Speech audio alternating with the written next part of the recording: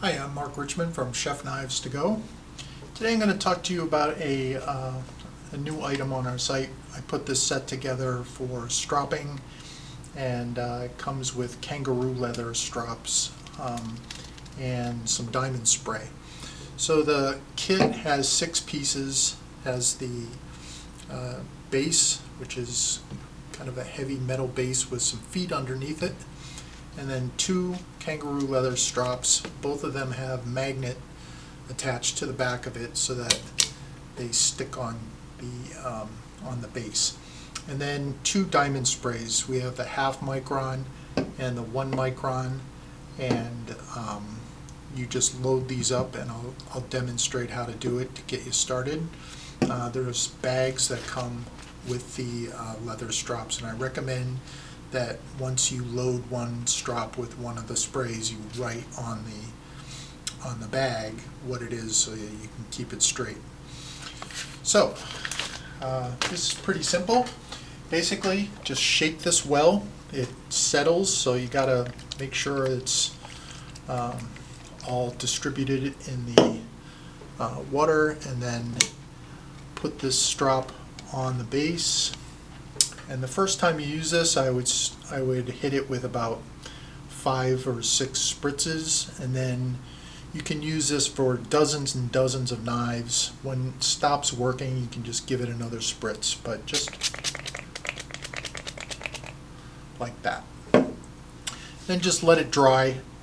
You could use it right now, but I find that it sticks to the leather better if you just let it dry for a couple seconds. And I'll give you a quick demo on how to strop your knife as well. This is a Konosuke knife that I just pulled off our shelf. And to strop the knife, you basically want to do edge trailing strokes through the length of the strop at the same angle as you're using when you're sharpening. And for me, that's about right there, and I'm usually right around 12 degrees. Sometimes I'll go up a little bit to about 15 degrees if it's a softer steel. So place your hand like this, put your finger here, and then put the fingers on your offhand on here, just to give it some stability, and then draw it lightly across the entire length of the strop.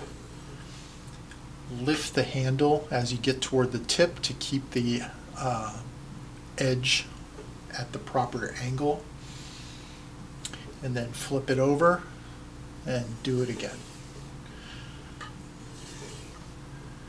Nice easy strokes, very light,